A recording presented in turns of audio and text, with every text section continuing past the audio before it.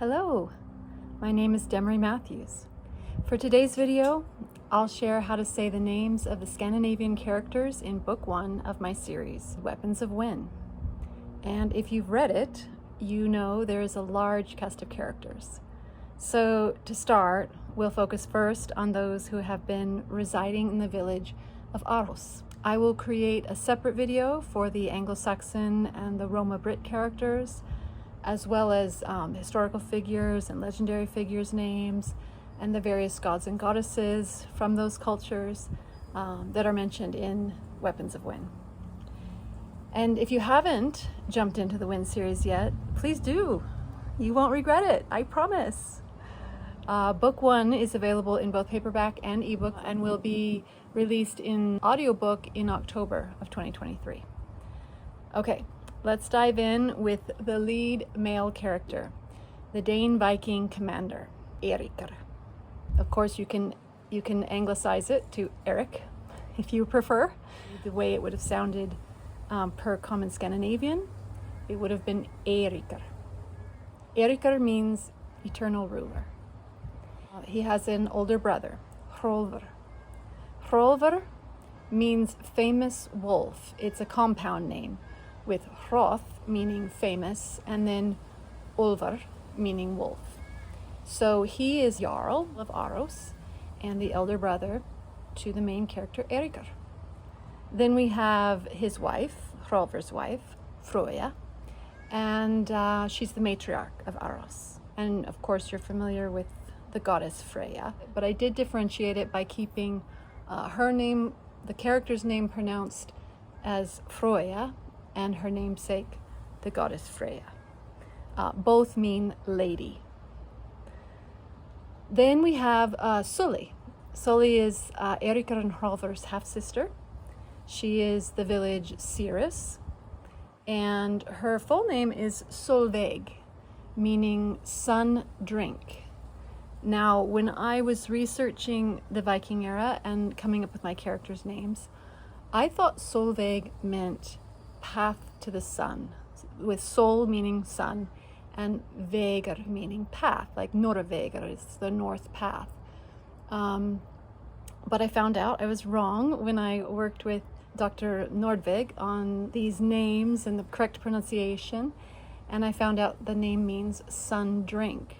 And that still worked for me in terms of the seeress and where she pulls her energy force from, earth and sky and water and wind and fire and all that good stuff. So sun drink made sense to me. I kept it. Let's move on to Magnus. Magnus is the previous Jarl. He is Hrolvr's father, Erikr's, Sully's too. And Magnus means great fighter. I have a whole backstory about Magnus. Someday I might finish that up, give it a good ending, and publish it. It gets into the story of he and his first wife, who is Erikr and Hrolvr's mother. She goes by Sussa, and she is called Mother Sussa, and her granddaughter is named after her. That name, Sussa, comes from Osfritha. And Os is like God, and Fritha, peace. So Osfritha is God, peace. Then we have a couple of uncles in the story. They're very minor characters, but in the Viking Age, uncles would have played a key role in the upbringing of young men, particularly warriors and particularly noblemen. They probably would have fostered them, trained them, and in the case of the matriarchal line, Mother Sussa's brother is Erikr's Uncle Stein, and that name means stone. Uncle Stein would have absolutely supported Hrolvr and Erikr in their endeavors. Now, Geir is their father's brother, Magnus's brother, and Geir has also passed by the time the Weapons of Wyn story is shared, but typically you couldn't count on the patriarchal uncle to necessarily be on your side. In this case, Geir is and was on Hrolvr's side. He was supportive of Hrolvr and the takeover when his father passed. Another traditional thing would have been for men to name their first son after their father. So Hrolvr and Froya's eldest son is Magne. Magne is diminutive of Magnus. So it's the shortened version of Magnus, still means great fighter. He is named after his paternal grandfather. The next eldest son, Brandr, that means sword.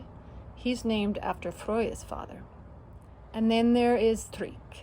It means trustworthy.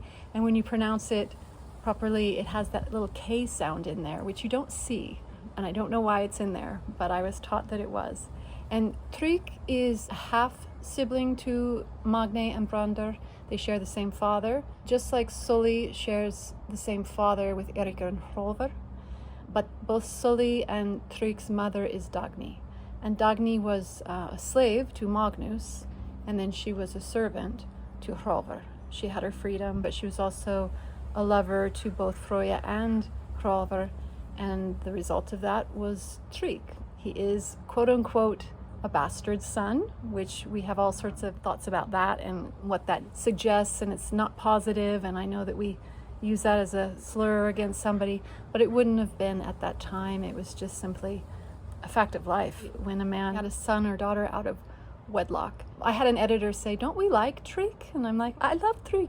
And she's like, "Well, why do you call him a bastard?" Okay, moving on. I mentioned Dagny. Dagny is the mother of Tryk and Sully. And Dagny means new day. So it would be day new if you actually look at the name, Dagny, but it means new day. So far I've touched on a lot of characters who have passed by the time Weapons of Wyn story is told, but I'm planning to develop a whole lot of backstories, side stories, and the other thing about even moving forward is that we'll be looking at how key the role of the ancestor is in these people's lives, particularly the women who would have continued to look after the household and the family, hearth and home, and they were revered and honored after death. These characters' names will continue throughout the story. But a couple of women characters in the family who are alive and kicking during this book one are Helga. Helga means Holy One, and she's Magne's wife. And then Runa. Runa means secret keeper, and she's Brandr's wife. Now you might recognize Runa and think of the runes, and it's the same word, essentially, having to do with a secret.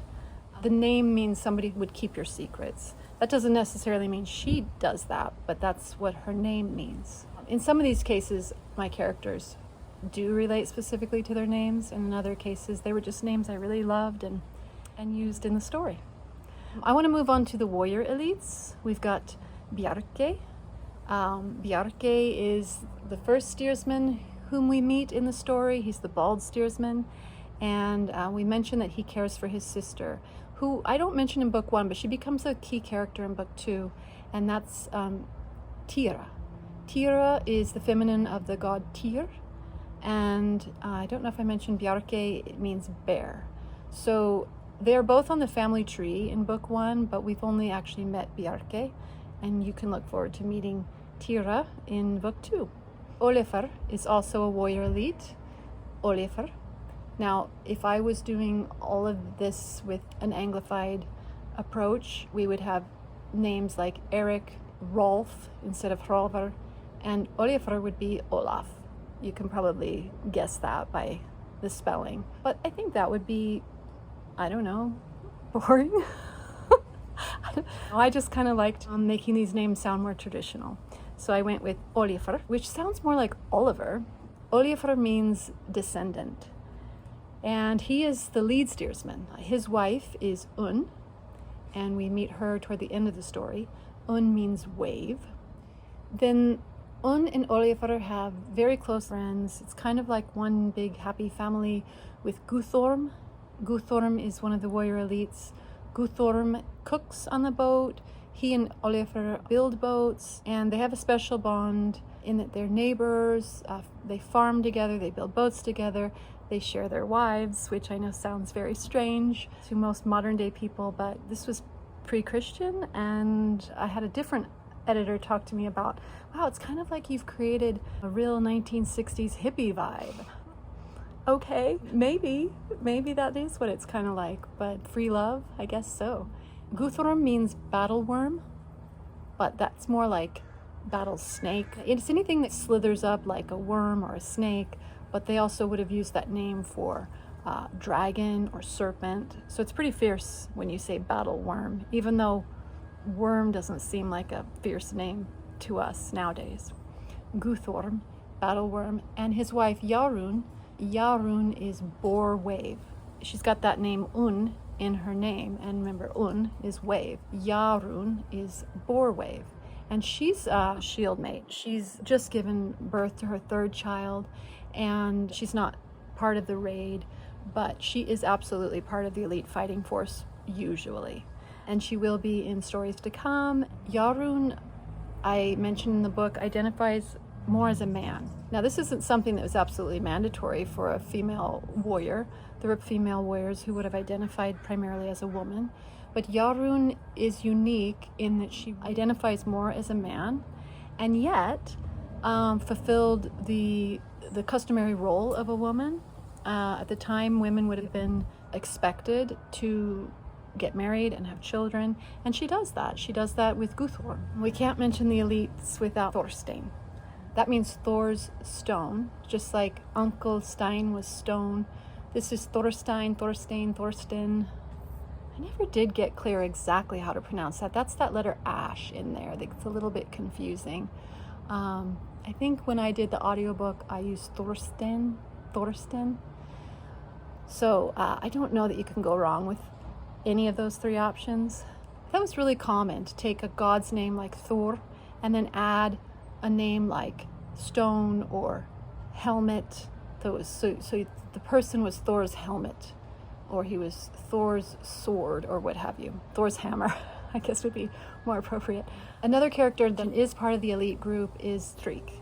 And he, like Jarun, was not on this particular campaign to Engleland, but he will be on future campaigns.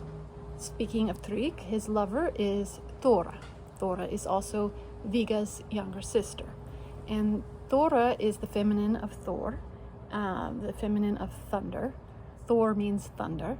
So she's another shield maid who comes into this story pretty, she comes in like her name, loud and obnoxious, you know.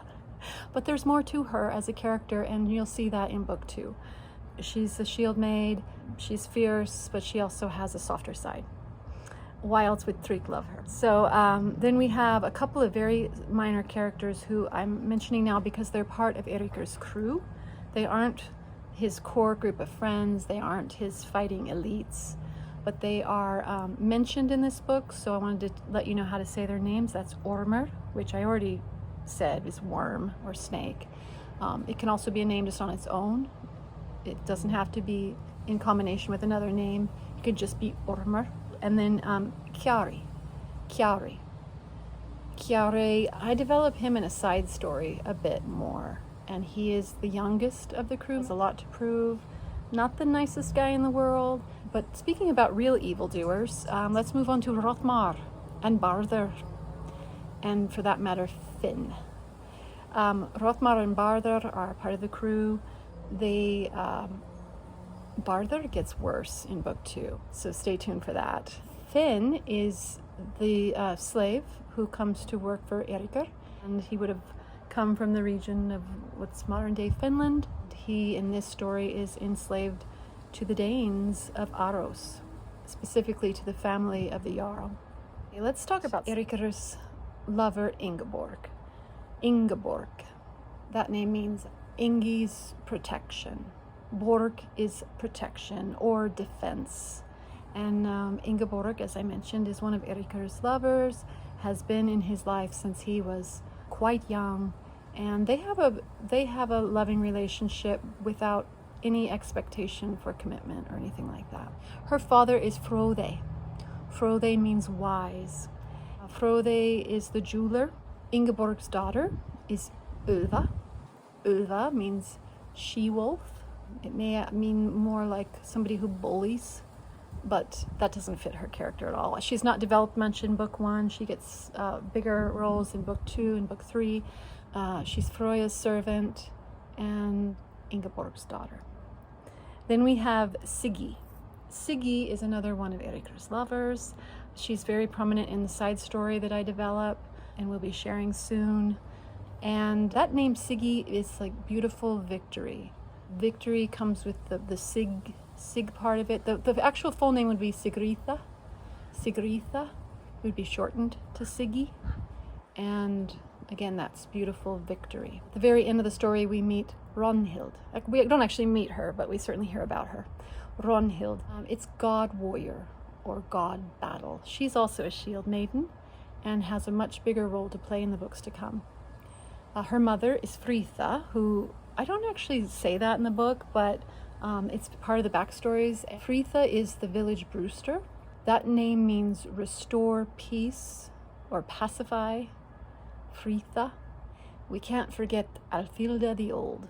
She's a seeress in the village, who Erikr says must be at least 100 years old. Her name is Alfhilda, so elf warrior. Okay, let's just really quickly go through the next generation. These are children of some of the characters. In some cases, they're just babies. They don't have big roles at all yet and won't for a while. First, Haumundr. Haumundr means very tall. Haumundr is the son of Magni and Helga. And they have 2 daughters, Aushilda. Again, there's that Aus for God, plus Hilda or Hildar or Hild for defense, God defense. And that's, again, Magni and Helga's daughter. Then they have a baby girl too, Embla. Now, Embla is a name that comes from Nordic mythology having to do with the first woman. And this would have been a story that was written down by the 12th century when Icelanders were all Christianized. And that story has to do with Ash and Elm. Those are the names of the 2 characters who become the first man and the first woman. Elm being Embla, and Ash being Asker. They were lifeless, and the gods breathed life into them. They become the first man and woman. And when you look at Adam and Eve, Asker and Embla, Ash and Elm, it kind of all starts to tell a story that may not actually go back to pre-Christian times. Anyway, Embla is a character in the story. She's just a little baby girl. That's a lot of information about her name. Another baby in the story is Haukni. Haukni. Again, you hear that K in there, Haukni. That's Brenda and Runa's baby, a boy. They also have a daughter. Their firstborn is Gritha. For some reason, there's an R sound in there, Gritha. It comes from the name Gririthar. Gririthar. It means God rider.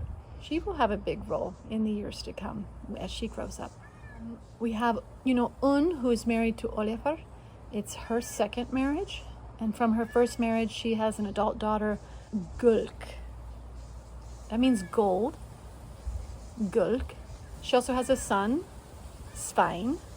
That means boy. Gulk also has a husband, Vern. Vern means defense. So those are very minor characters. And Borghilda. Borghilda is Guthorm's and Jarun's daughter, and her name means battle defense. There you get them. You've seen Borg in a lot of names, and you've seen Hild in a lot of names. Here they come together. And just 2 more that are in the family tree but aren't part of the story are younger siblings to Borghild. So these are Guthorm and Jarun's son Gunnar, and the little baby Knut or Knutar.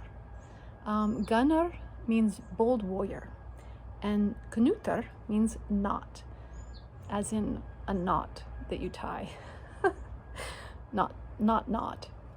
Those are babies at this point. They'll one day be young men. They'll be warriors like their father and mother.